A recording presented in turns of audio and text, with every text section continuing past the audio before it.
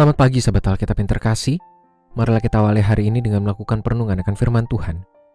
Bacaan Alkitab kita pada hari ini berasal dari Galatia 4 ayat 28 sampai 31. Adapun kamu, saudara-saudara, sama seperti Ishak kamu adalah anak-anak janji. Namun sebagaimana dahulu dia yang dilahirkan seperti biasanya menganiaya yang dilahirkan menurut roh. Demikian juga sekarang ini. Namun apa yang dikatakan kitab suci?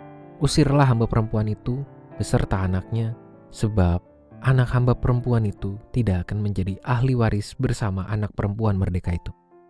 Karena itu saudara-saudara, kita bukanlah anak-anak hamba perempuan, melainkan anak-anak perempuan merdeka. Sikap Paulus dalam keempat ayat ini telah menjadi kritikan kepada dua kelompok. Yakni pertama, Paulus sedang mengkritik para orang yang memengaruhi jemaat di Galatia untuk menghambakan diri kepada hukum Taurat. Kedua, Paulus sedang mengkritik para jemaat yang telah membiarkan dirinya terpengaruh oleh ajaran tersebut.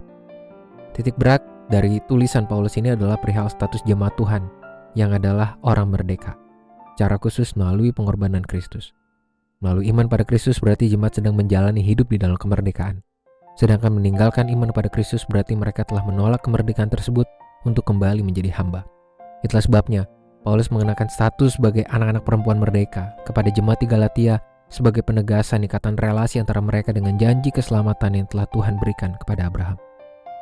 Sahabat Alkitab, marilah kita renungkan firman Tuhan ini dengan mempertanyakan kepada diri sendiri perihal sejauh mana efektivitas kita dalam menjalani hidup sebagai orang merdeka di dalam Kristus.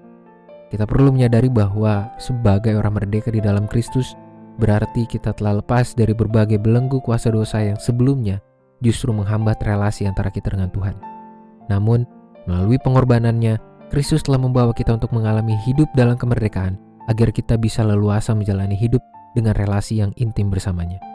Artinya banyak peluang dan potensi yang idealnya dapat kita optimalkan sebagai umat Tuhan. Sungguh disayangkan ketika seorang umat Tuhan justru menyia-nyiakan anugerah kemerdekaan yang telah Kristus berikan. Pertanyaan mendasarnya adalah, mengapa menerima kemerdekaan tersebut jikalau masih ingin hidup dalam kup perhambaan? Dengan kata lain, seorang umat Tuhan yang mengaku telah mengalami kemerdekaan dari Kristus, namun masih menunjukkan sikap hidup yang jauh dari buah-buah kemerdekaan adalah bentuk kesia-siaan beriman. Oleh sebab itu, diperlukan upaya maksimal untuk menjalani hidup dengan efektif sebagai umat merdeka yang diselamatkan Kristus. Marilah kita berdoa. Tuhan, terima kasih untuk kemerdekaan yang telah Tuhan berikan kepada kami, melepaskan kami dari belenggu kuasa dosa yang menghambat relasi kami dengan Engkau, yang menjauhkan kami darimu.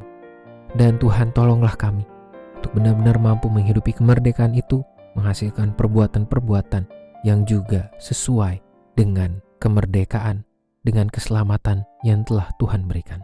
Hanya di dalam nama Tuhan kami Yesus Kristus kami berdoa dan menyerahkan kehidupan kami. Amin.